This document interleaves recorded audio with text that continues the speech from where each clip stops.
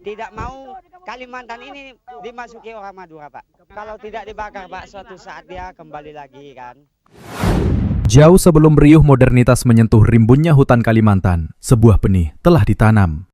Di era kolonial Belanda, langkah-langkah kecil kaki pendatang dari Pulau Garam Madura mulai menapakkan jejak di tanah Borneo. Kala itu, keberadaan mereka hanyalah sebuah catatan kaki kecil, populasi yang sunyi di tengah megahnya peradaban suku Dayak yang melegenda. Namun, sejarah punya cara yang tak terduga untuk merubah arus. Memasuki dekade 1990-an, peta demografi berubah drastis secara mengejutkan. Angin migrasi tak lagi berembus perlahan, melainkan menderu kencang. Dalam waktu singkat, populasi warga Madura melonjak tajam hingga menyentuh angka 21%. Kalimantan bukan lagi sekedar pulau yang luas, ia telah menjadi rumah baru bagi ribuan jiwa yang mencari peruntungan. Di bawah naungan langit yang sama, dua budaya besar kini berdiri bersisian secara masif. Suku Dayak, sang penjaga hutan, dikenal dunia karena filosofi hidupnya yang terbuka. Mereka adalah tuan rumah yang hangat, sebuah bangsa yang tidak pernah menutup pintu bagi tamu, apapun warna kulitnya atau dari mana asalnya. Bertahun-tahun, harmoni seolah menjadi lagu yang merdu, tak ada usikan, tak ada penolakan. Tanah ini cukup untuk semua orang, asalkan hormat dijunjung di atas kepala. Begitulah kira-kira pepatah yang tak tertulis, namun dirasakan oleh setiap pendatang. Namun, setiap ruang memiliki batas daya tampung. Seiring dengan jumlah penduduk yang terus membengkak dan persaingan hidup yang kian sengit, kehangatan itu perlahan mendingin. Gesekan kecil mulai terjadi di pasar-pasar, di sudut jalan, hingga di dalam interaksi sosial sehari-hari. Apa yang awalnya hanya kesalahpahaman biasa, perlahan mulai mengkristal menjadi sentimen. Percikan-percikan konflik mulai menyala di kegelapan, menandakan bahwa kedamaian yang selama ini dijaga sedang berada di titik nadir yang berbahaya. Hutan Borneo yang tadinya tenang, kini menyimpan bisikan kegelisahan yang menunggu waktu untuk meledak. Januari 1999, dunia Islam sedang bersiap menyambut hari kemenangan. Namun, di tanah Sambas, langit yang seharusnya dipenuhi suara takbir justru tertutup asap hitam yang pekat. Tepat pada 1 Syawal 1419 Hijriah, sebuah ledakan emosi massal tak lagi bisa dibendung. Tragedi Sambas pecah. Apa yang selama ini dianggap sebagai gesekan kecil ternyata adalah sumbu pendek yang menuju ke sebuah gudang peluru. Akumulasi dari rasa sakit hati, kesalahpahaman, dan ego yang menumpuk selama bertahun-tahun meledak dalam satu malam yang mengerikan. Perayaan hari suci itu berubah menjadi ladang pertumpahan darah yang akan selamanya membekas dalam memori kolektif bangsa. Secara administratif, kerusuhan Sambas berhasil diredam, pasukan keamanan dikerahkan, barikade dipasang, dan perjanjian damai ditandatangani di atas kertas. Namun, sejarah mencatat bahwa damai di atas kertas tak selalu berarti damai di dalam hati.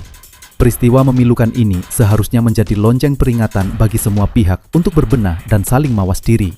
Harapannya, darah yang tumpah menjadi pelajaran terakhir agar tak ada lagi nyawa yang melayang sia-sia. Tapi kenyataan berkata lain. Alih-alih menjadi titik balik rekonsiliasi, Sambas justru menjadi prolog bagi babak yang lebih berdarah. Bara api itu tidak benar-benar padam, ia hanya bersembunyi di balik abu. Ketegangan tetap terasa di udara. Sikap sebagian kelompok yang dianggap masih enggan untuk berasimilasi, menghargai adat setempat, dan hidup berdampingan secara setara membuat luka lama tetap menganga. Perasaan tidak dihargai sebagai sesama manusia di tanah sendiri mulai memupuk dendam yang jauh lebih besar. Sambas bukanlah akhir, ia hanyalah sebuah jeda napas sebelum badai yang sesungguhnya datang menyapu segalanya. Ketegangan ini menjadi bom waktu yang terus berdetak, membawa Kalimantan menuju sebuah tragedi yang lebih kolosal di masa depan. 2 tahun setelah luka Sambas yang belum mengering, bom waktu itu akhirnya mencapai detik nol. Februari 2001, di sebuah kota bernama Sampit, amarah yang selama ini memendam di bawah permukaan meledak menjadi badai api yang tak terkendali. Jalanan yang biasanya menjadi saksi bisu warga bertegur sapa dan menjemput rezeki dalam sekejap berubah fungsi. Kota yang damai itu menjelma menjadi ladang perburuan manusia yang dingin dan mencekam. Tak ada lagi ruang untuk dialog, yang tersisa hanyalah kepul asap dan teriakan yang membelah langit. Massa dalam jumlah yang tak terhitung bergerak layaknya arus pasang yang menghancurkan apapun di depannya. Bangunan-bangunan yang didirikan dengan cucuran keringat selama bertahun-tahun rata dengan tanah dalam hitungan jam. Satu demi satu rumah dilalap api, meninggalkan aroma kayu terbakar dan debu sisa kejayaan yang telah sirna. Di tengah kekacauan itu, ribuan jiwa berlarian menyelamatkan diri. Mereka tak hanya kehilangan atap untuk berteduh, tapi juga kehilangan sandaran hidup. Sanak saudara, orang tua, dan anak-anak hilang ditelan kerumunan menjadi korban. Namun, yang paling membekas dalam ingatan sejarah bukanlah bangunan yang runtuh, melainkan pemandangan mengerikan yang tersaji di trotoar dan aspal jalanan. Dunia terhenyak menyaksikan sebuah tragedi kemanusiaan yang sulit dinalar. Di sudut-sudut kota, tubuh-tubuh tak bernyawa tergeletak begitu saja. Kepala yang terpisah dari raga menjadi pemandangan yang menghantui siapa saja yang menyaksikannya. Sebuah simbol ekstrim dari kemarahan yang telah melampaui batas logika manusia. Hari itu, hukum seolah berhenti berfungsi. Yang ada hanyalah penghakiman massa yang didorong oleh dendam kolektif yang terlampau dalam. Bahwa orang Dayak sudah tidak suka terhadap perilaku suku Madura berada di daerah Kota Oren Timur ini.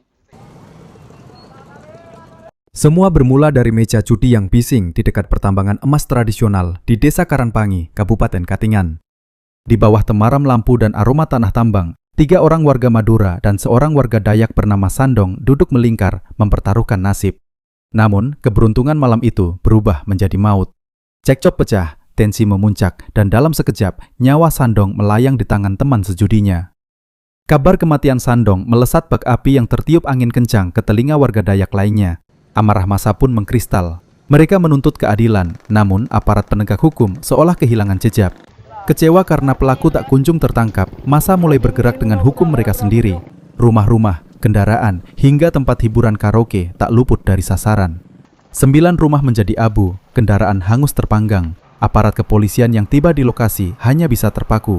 Jumlah mereka kalah jauh dibanding lautan massa yang tengah dirasuki kemarahan. Mereka hanya bisa menjadi saksi bisu atas pemandangan memilukan di mana ketertiban hukum runtuh di hadapan kekuatan massa. Namun, amarah itu butuh pelampiasan. Kabar burung berembus kencang, para pelaku melarikan diri ke kota Sampit. Inilah percikan yang membawa api konflik menyeberangi batas kabupaten. Rasa ketidakadilan mulai meracuni pikiran warga Dayak. Mereka merasa hukum tumpul jika korbannya adalah warga asli. Pada 18 Februari 2001, ketegangan itu pecah di Sampit. Rumah seorang warga Madura bernama Matayo diserbu. 4 nyawa melayang dalam serangan fajar tersebut. Sejak saat itu, logika nyawa dibayar nyawa mulai berlaku. Narasi balas dendam pun lahir dari pihak warga Madura. Mereka mendatangi kediaman seorang warga Dayak bernama Timil, menuduhnya menyembunyikan pelaku penyerangan. Meski Timil berhasil diamankan petugas, takdir berkata lain bagi keluarganya. Rumahnya dibakar habis, begitu pula dengan rumah kerabatnya. Tragis, nyawa penghuni di dalamnya tak terselamatkan, hangus bersama puing-puing bangunan. Situasi di Sampit berubah total. Warga Madura mulai melakukan aksi sweeping di pusat kota. Mereka menguasai jalanan, mengacungkan senjata, dan menunjukkan dominasi. Di tengah hiruk pikuk itu, sebuah pernyataan berani sekaligus fatal meluncur. Sampit akan dijadikan Sampang kedua. Bagi warga Dayak, kalimat itu adalah penghinaan tertinggi. Kata-kata tersebut bukan lagi sekedar ancaman konflik sosial, melainkan deklarasi penjajahan di tanah leluhur mereka sendiri. Identitas sebagai anak negeri yang ramah kini terkubur, digantikan oleh harga diri yang terkoyak. Hutan Borneo kini bergetar, bukan karena deru mesin tambang, melainkan karena panggilan perang yang tak lagi bisa diredam. Di sudut-sudut kota Sampit, orasi kemenangan warga Madura masih menggema, merayakan dominasi yang mereka rebut. Namun, mereka tidak menyadari bahwa suara-suara itu telah memicu getaran yang mencapai pelosok terdalam Kalimantan. Bagi suku Dayak, ini bukan lagi sekedar pertikaian antar warga. Ini adalah penghinaan terhadap tanah air dan harga diri yang telah diusik hingga ke akarnya. 2 hari kemudian, tepat pada 20 Februari 2001, sejarah mencatat sebuah pergerakan massa yang luar biasa. Ribuan orang Dayak datang dari segala penjuru mata angin. Mereka keluar dari rimbunnya hutan, menyeberangi derasnya sungai, dan menuruni lembah-lembah curam. Mereka datang bukan untuk berdialog, melainkan untuk satu tujuan tunggal, membasuh luka harga diri dengan darah.